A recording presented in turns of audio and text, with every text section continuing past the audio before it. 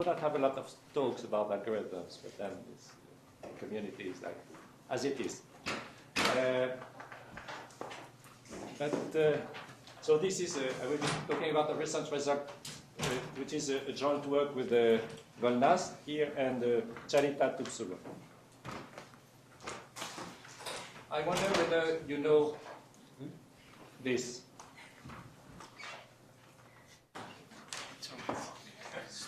No. You don't know. You should know if you were really stringologist. Because this is Stringocephalus, you know? Stringocephalus, if we fake a little bit the etymology, string means can be in tendons, so it's related to strength. And cephalus is related to the head, the brain, so totally fake. So what I say here is totally fake. So I would consider it is a beautiful mind. It could be our mascot, maybe, at least for stringologists. I don't know if it is for people in combinatorics. Anyway, so I will be talking about the repeats in strings. So we have already seen what is a repetition in a what is a repetition, a periodic string. So like this one here, you know. You see AB repeating a little bit more than 3 times. So the exponent is the length divided by the period, or the times it repeats. It's 2.4 here. And so a repetition for me is a periodic string having an exponent at least 2. So we have nice examples of alfalfa and entente in French, with the exponent 7/3. A repeat is a kind of repetition, but with an exponent that is at most 2. So for instance, here this string has length 15, smallest period 10, and so the exponent is 1.5. So we have in these strings, in red here, we have the border of the string. And examples of that in current language is restore with the border RE, and all in all with border ALL. Okay, so we have the exponent. So not sure you need motivations because you are already here. So. But then we have quite a lot of applications in which having a deep knowledge of repetitions, periods, repeats is important. For instance, in pattern matching, most of the pattern matching algorithms, they use periodicities of the pattern or the text that we are to analyze. And certainly the best string matching algorithms are based on combinatorial properties.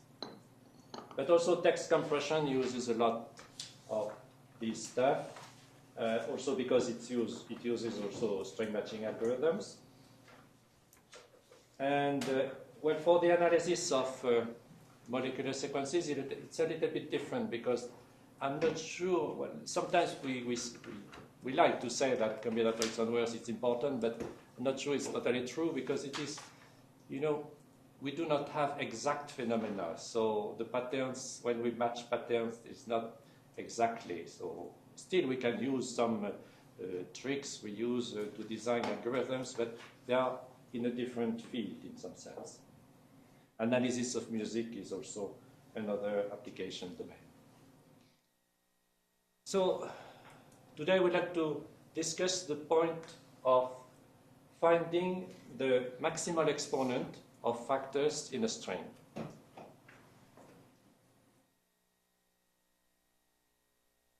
So this is a very simple problem, okay? So you have a string and you want to find what are the factors having the maximal exponent, the highest exponent. So a first remark that if this maximal exponent is larger than 2, it means that if the string contains at least one square, so then there is a solution provided by Kolpakov and Kucherov in 1999, because they had an algorithm to detect all these repetitions, and not only the repetition, but all their occurrences in the string. And okay, so we will maybe come back to that later again. So my first question is to do the same in some sense, or for computing the maximal exponent of all repeats or all factors, but in an overlap-free string. Okay? We could say square-free would be the same. Okay. And the Kolpakov and Kucherov algorithm does not solve this question of overlap-free string. So, so I will be considering maximal exponent repeats, and they are of this form. Okay, so they have a border U, and in between we have whatever. Let's say a V. Okay. First remark that if you look at the letters following the two occurrences of U, they are different. Because if they were equal, of course, we could extend the length without increasing the period, so we would have a higher exponent. So, and this is true, of course, this is true also to the left. So, usually we say that the occurrence is maximal when it satisfies this property. And there is a big difference with the runs, with repetitions having an exponent at least 2 on this part. Because a run is a maximal occurrence of a repetition, and there is a linear number of them. Instead here, if you take this example of A, B, A, C, A, D, A, and so on, and you can continue forever. The alphabet is potentially infinite here. The number of maximal occurrence of repeats is quadratic, but the number of maximal exponent repeats is only divided by 2. Okay. So, you know, this for runs is linear. Here it's not linear. So this is the first problem. If we want to locate maximal occurrences of repeats. So this is why our second question is to locate only the mares occurrences, only the repeats having a maximal exponent, not all of them. And the result we have is that we can do that in an overlap-free string, provided the alphabet is fixed size alphabet. So a little bit of background. So people have worked on finding repetitions, and roughly there are 3 types of algorithms which solve the problem. They all run in n log n time, and they are optimal because we may have this number of repetitions, occurrences of repetitions in a string. If we select only some repetitions, then we may reduce the running time. And the right notion has been introduced by Iliopoulos, Moore, and Smythe. Is the notion of a run, indeed. This is a notion of a maximal occurrence, maximal periodicity in a string. So, for instance, in this string, you see I have spotted the runs. So you have A, B, B, and so on, and you have all at the bottom you have all the runs of period 1. At the top I have A, B, B, A, B, B, A. This is a run of period 4. You cannot extend it without breaking the period. And you have another one of period 5. Okay. So the computation of runs, so as I said, has been done by Kolpakov and Kucherov. And the technique is based on previous techniques, including Mainz algorithm, the F factorization that we will come back to in a moment, and also the fact that there is a linear number of runs in a string. And there is a conjecture about that. They stated a conjecture saying that the number of runs is no more than the length of the string, but still the best bound are here, and one of them is by James. Okay, so now let's go to how we can compute the maximal exponent of a string, of the factors inside a string, to start. And we'll see later how we can list all the maximal exponent repeats. Well, by a simple algorithm to compute the period of a factor, Morris-Pratt algorithm, can be used to do that. So for each factor, you can run it in linear time on the length of the factor. You have to go through all factors, so it's a cubic time algorithm. You can reduce it to quadratic time. So this is not the way we proceed. So we use a kind of divide and conquer approach. So in this approach, we are looking for maximal exponent repeats. So we split the string in two parts. We look at the repeats in the first part, in the second part, so intuitively, recursively. And then we have to deal with the repeats that are not in one of the two parts, so that overlap the cut between the two strings here. So for instance, like that, this one with u is a factor of z, is a factor of w, like that. Or this one, u prime, v prime, u prime, in which u prime is a factor of z, and u prime, the second occurrence, overlaps the cut. Of course, you have also the dual situation, but you can deal with it just by reversing the two strings z and w to find them. So, how can we find these repeats?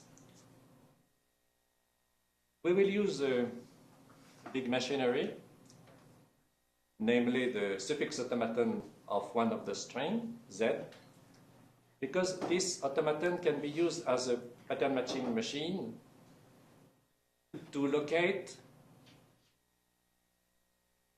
in a string, indeed, all the factors of a given string. Here we will look for factors of z. Okay? And so here we will look for second occurrence of u inside, roughly inside u. Not exactly inside u, but those ending in u. Okay, because they may second occurrence of u may overlap the cut here.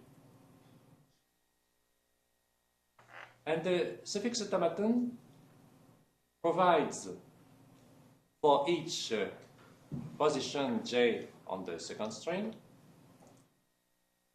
the longest u ending at j, and which is a factor of z, length L.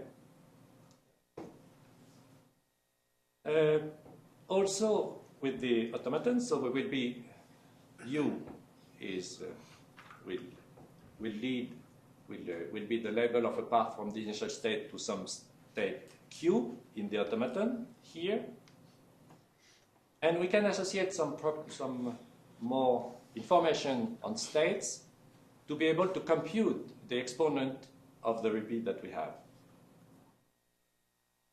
So what is the exponent of this repeat here? So it is total length. Total length is L, that we will have from the automaton, plus this part here is j plus 1, easy, and this part here is SC of Q means, SC means the shortest context, means the the role of SC of Q is to locate the rightmost occurrence of U, because it's clear that here we need to find the rightmost occurrence of U in Z. If we have an occurrence before, we don't care because it will not give a higher exponent. Okay? So SC of Q is the shortest extension of U giving a suffix of Z. And then, so the period is SC of Q plus J plus 1. So the exponent is just given by this formula. So for each J, we will have this U. And then we will proceed to the next position. And this is the role of the suffix automaton to do that, acting like a pattern matching machine. But this is not enough. Okay? This is not enough to be able to compute the exponent of this repeat. Because U may have suffixes occurring after itself in Z, and leading to a higher exponent. So we have to deal with all the suffixes of U. So which makes the problem a little bit more interesting. So the suffix automaton, what is it? So here we have the suffix automaton of a string. The string is ABC, ADB, ECA. See, this is a minimal automaton accepting all the suffixes of that string. Okay. The suffix automaton is equipped with more information to be used as a pattern matching machine. In particular, it has failure links. There are dashed lines, dashed arrows. There is one arrow defined for each state. And so if you are in one state and you cannot continue because the letter does not match any letter of the outgoing edges, then you use the failure link to continue. Okay, this is a standard technique in pattern matching. These links are given during the construction of the automaton because they are indeed important to build the automaton efficiently. We have also another type of information is for each state, we know the length of the longest path coming from the initial state. So you see on the main line, so we have the integers from 0 to 9. But for instance, here we have 2 because we have the longest path. Oh, wait, there is only one path. So this is not a good example. Maybe, well, this is a small example, just the definition. And the third type of information we have on each state is the SC of Q that I mentioned before. So here this is the shortest length from a state to a terminal state. So of course it is 0. It is 0 if it is a terminal state, and 1 just before, and so on. So now we have all the elements to run the algorithm. So the algorithm is this one. I don't expect you will read that. I just want so.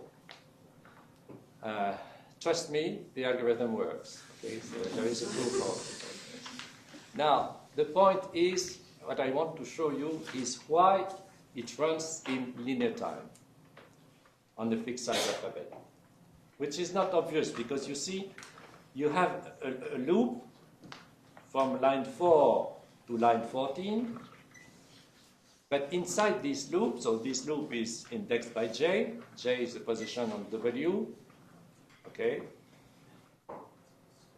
But inside the loop, you have a first while loop line 5 to 6, and a second while loop here from 10 to 14. So it's unclear whether it runs in linear time. It does not run in real time. Okay, so we have to do something more. So I will go to these 2 points. First, about this point here, where we compute the exponent. Well, maybe the role of this function is not only to compute the maximal exponent of repeats between z and w, but only to compute the exponent of repeats having an exponent higher than what we found before, okay, higher than e here. So we will not go through all the repeats, but only interesting repeats. And we will mark some states of the automaton to avoid some computation, some exponent computation. This is based on a very simple idea. Okay? So assume that we have a repeat like that here, and later on we find another occurrence of u.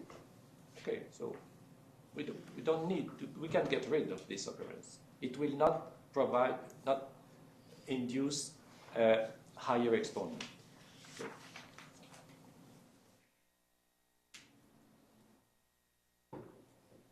But we will get rid of that only in the case, well, how can we get rid of that? How can we avoid the exponent computation in this situation?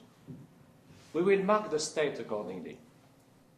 And we will do it only if u is the longest string corresponding to the state q. And we can test this is a simple test because we have the L information on each state.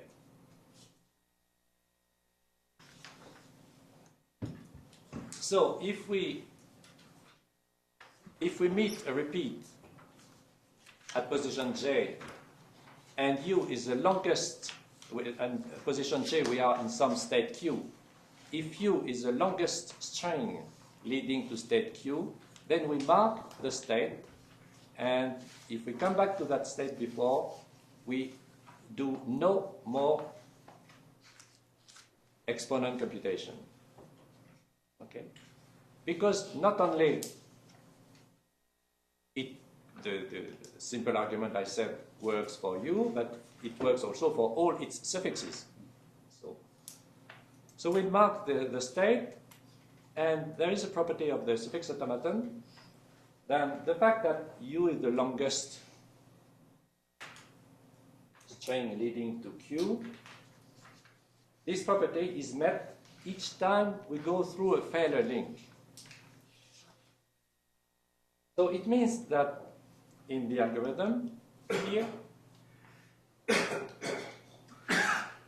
you see the while loop here, when we go to the while loop, we use the failure link. So, except the first, of course, the first time there might be an exponent computation, but then the second time there is a computation after going through a failure link. So it means that after, with this marking scheme, then after some time we will only take constant time computing this exponent on each state. So the number of extra exponent computation that we will have here is no more than the number of times we go through a failure link. And so it is no more than the number of states that we have in the automaton, and it is no more than twice the length of z. So at least for this first point is rather simple, but we have to mark the states of the automaton. Now, second point, it's related to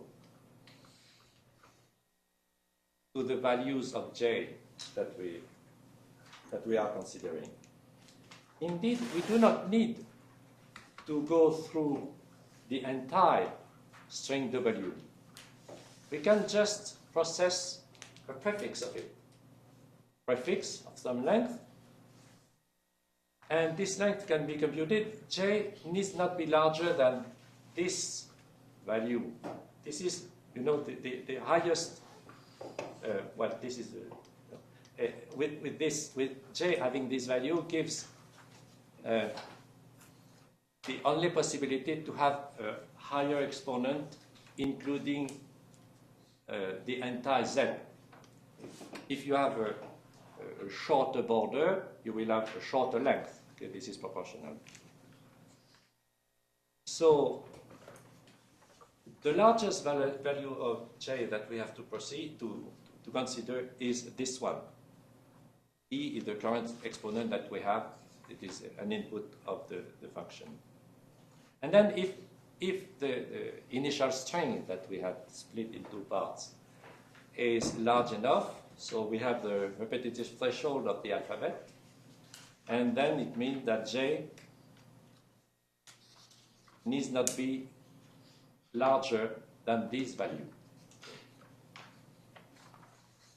So this is where we use the fact that the alphabet has a fixed size, because we need to have we need to consider the repetitive threshold. And so using the genre statements and the proof of it by several people in this room. So we know that what are these repetitive thresholds, and so we can use it. What is the consequence? The consequence is that the algorithm runs in time proportional to the length of the Z only. You know, it does not, this is independent of the length of W. And this is an important part. The fact that the Y should be large enough, I'm not sure to have the exact values, but then it's not. In the Jean's paper, there are some values. It isn't clear the way the sentence is written, so I'm not totally sure. But it is a simple computation, certainly, to give some student some time. Okay, so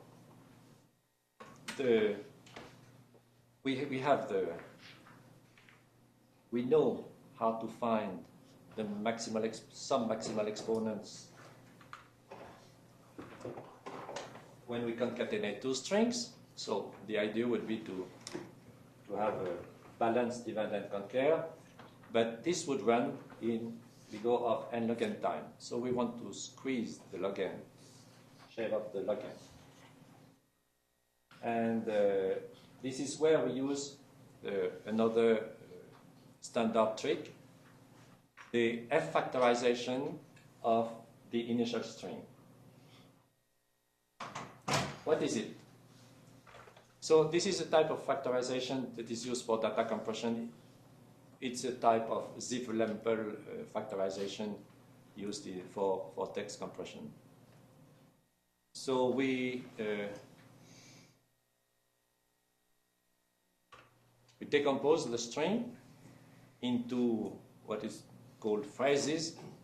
It's been called phrases by Ziff-Lempel. And a phrase is a longest factor occurring before, with no overlap between the two occurrences. So for example, if you have this string, it will be decomposed into respectively blue and red phrases. So we start from A, then B, and then A again, then A, B, A, because you have A, B, A before, and so on. You have A, B, A that occurs here, and so on. Okay, simple decomposition. So this computing this factorization can be done with the suffix 3 or the suffix automaton of the string. It can even be done in linear time with the suffix array of the string. I don't know if you know what is a suffix array, but it's not important. In linear time, but there is an extra condition on the alphabet. You should be able to sort a sequence of letters in linear time. If you have this condition, then you can not only sort the letters, but all the suffixes of the string in the same time. And the fact that we impose no overlap creates a problem, but we solved it some time ago. Now, what do we do with this factorization? So we have the initial string, at least a part of it here. So we have the factorization into Z1, Z2, and so on. And so after having processed the first part of the string, we consider Zi. So we will consider repeats ending in Zi. So we have, of course, repeats inside Zi. We don't care about them because we have already Zi occurs before, so we have it has been the maximal exponent has been computed before. We have repeats occurring inside Zi minus 1 Zi, so we have to consider them. And then we cannot have this situation where where you have the occurrence of Zi minus 1 here is inside U. It cannot be that because it would contradict the definition of Zi minus 1. So it means that the second occurrence of U that we are considering here can only occur inside Zi minus 1 Zi. Simple remark as well. So now we have the complete algorithm. It's here. So for each phrase here, what do? We use our previous algorithm to compute the maximal exponent in this concatenation. In this concatenation where we reverse the two strings. And here, so we consider the Zi minus 1 Zi reversed with the beginning of the string reversed. And what is and then it gives us what we want. What is the running time of the whole? Just here, this is for the first call here. This is proportional to the length of Zi minus 1, not Zi. Here, the length of Zi as well, and here the length of Zi minus 1 Zi. So the total running time is proportional to the sum of all these Zi, which is bigger of n. So this is an example where balanced divide and conquer does not give the best result. Okay.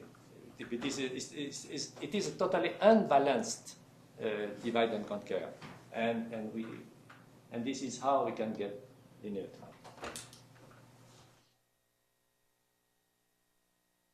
Now the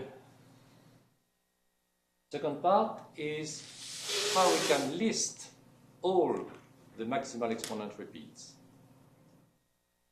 Well, we have done most of the work now, so the rest is fairly simple. There is only one point. When we compute the maximal exponent, we do not consider repeats occurring in Zi because we know that they have been processed before. But now, if we want to list all the occurrences of maximal exponent repeat, we have to deal with them. So how do we do? So we need a little bit of combinatorics, but it's very light. First remark, assume that we have two maximal exponent repeat with the same border length. U and U prime, they have the same border, the same length. And assume that they occur very close to each other.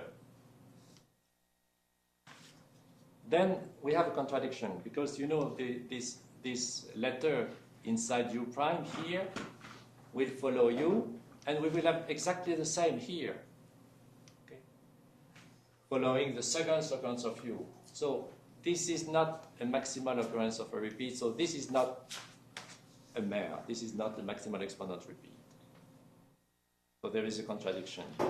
So it means that when we have two maximal exponent repeat with the same border length, then so the difference between the two positions here should be larger than this border length. So it means that if we count, the goal is to count the number of mare occurrences according to their border length. So it means that the number of mare occurrences with border length B is no more than this value, okay? And so the total number is this one. For all possible, for all possible border length, so n does not go to the total length of y. But unfortunately, so this is the harmonic series, so it does not give a linear bound, unfortunately. So we need something more. We cannot count only border length just by their border, so straight in a straightforward manner. We will group together maximal exponent repeat having a close border length. And close would mean according to some parameter delta. We say that we have a delta mare if the border is between 3 delta and 4 delta. Okay. And we will count these maximal exponent repeat together. And now we have a lemma that is illustrated by this picture, that if we have two of these delta mares occurring close to each other, two close positions, close here means if the distance between the two positions is smaller than delta, then we have a contradiction. Contradiction roughly because you know the overlap between the borders U and U prime, whatever, there are different cases to consider, but then the overlap has a length larger than 2 delta, and in this situation it means that you know you have the other occurrence, the two other occurrences of W occurring, one at the end of U here and one at the beginning of U prime here. They are rather close, and they create a repeat with a higher exponent, a contradiction. Okay. So we have this property here. And now we can count the total number of maximal exponent repeat with this property, because for a given delta, then the number of delta mare occurrences is no more than n divided by delta. And we take all the delta possible to cover all the border length. And it gives this, which is no more than n.5n. So what did I, yes. What about that? Can we use this property? Yes, we can use this property. Indeed, we can combine the two approaches, the two properties. And if we combine, we can consider the border length up to 11. So we have this bound here. And here, for the delta mare, we will consider that the border is at least 12. And we have this bound for those delta mares. And combining both, so it gives this bound on the number of occurrences of mares in a string of length n. And an immediate consequence is that we now have a linear computation of all the mere occurrences just by updating the algorithm. But we need this property to have that. It's similar to what Kolpakov and Crochemore did on the runs, because they needed as well the fact that there is a linear number of runs to be able to compute them in linear time. So one question, of course, here would be, this is a rough estimation, so certainly it should be possible to reduce that, but we haven't worked yet deeper on this question. So to conclude, so we have now a linear computation of all the maximal exponent repeat occurrences and all of the runs in a string. And the fact that it is linear depends on the fact that the alphabet is fixed. Here it appears twice because we use the repetitive threshold of the alphabet, and also because we use the suffix automaton. Maybe I have not discussed this point before, but we have a branching time when we go through the automaton, and branching time takes time log of the alphabet if the automaton is well implemented.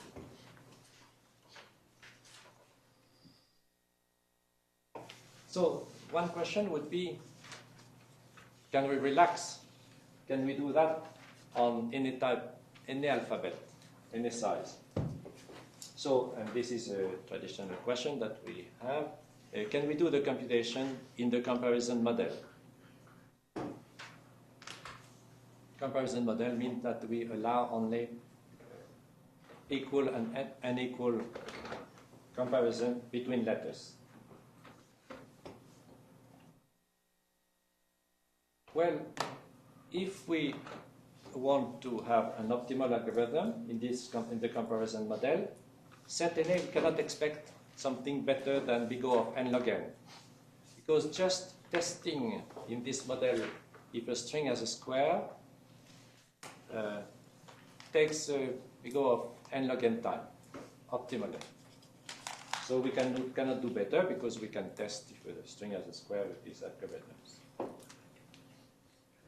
Recently, we have worked on the detection of runs in this model, and we came up with an optimal n log n time algorithm. So the same question would be asked for the maximal exponent repeat. Now, another question is, what is the exact bound on the maximum number of maximal exponent repeat occurrences? Local has made some experiments, and it appears that the number is no more than the length of the string, but we don't want to conjecture only because we have a few numbers. We have no real idea if this could be true. And it appears when looking at repetitions with an exponent at least 2 or at most 2, it appears that 2 seems to be really a threshold. I'm not sure it's the right threshold. It seems to be, because the fact that we have a linear number of runs, exponent at least 2, but a quadratic number of maximal occurrences of repeats, exponent at most 2. So, and this is why in this second case, this is why we restricted ourselves to the computation of maximal exponent repeats. So 2 seems to be a threshold when we consider repetitions. But there might be another threshold and related to these notions, and I just want to mention this result by Kolpakov, Kuncharov, and Pascal. And at the fact that when you consider repeats or repetitions with an exponent at least 1 plus epsilon, then we may have this number of maximal occurrences of them. So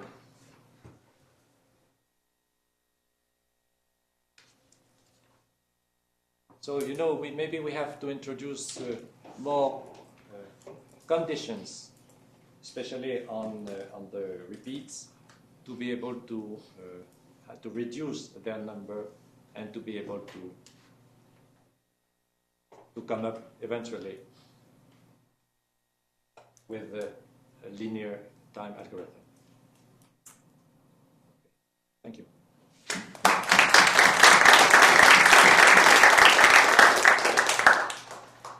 So, questions for our speaker?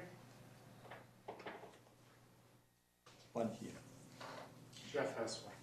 Do you know anything about the structure of the words that achieve the maximal number of Merrick occurrences? Like, No, this is work in progress. Okay, so but about the runs, so quite a lot of people have worked on that. So run-rich strings, but repeat-rich string, no, we haven't worked yet on that. Yes, of course, the structure of these strings would be very interesting. I was wondering, you mentioned the Livzampo compression. Yeah. And does the study of this sort of maximal exponents give you some analysis of the efficiency of compression, or is there any relation of this kind?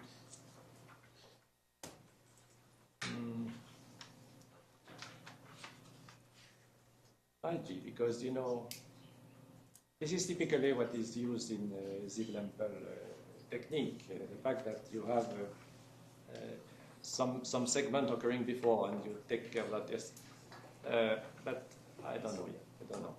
I cannot answer this question. Is there any justification that this constant on this Kolmogorov share of conjectures would be 1? No. Indeed, we believe that the constant is below 1. It's below 1. Yes. What's the space complexity of all these algorithms? Because Linear. Totally linear. This is why we have the branching time in the automaton that we have to take care. Otherwise, of course, an automaton, if you have a transition table, it's the space depends on the alphabet, but then the branching time is constant.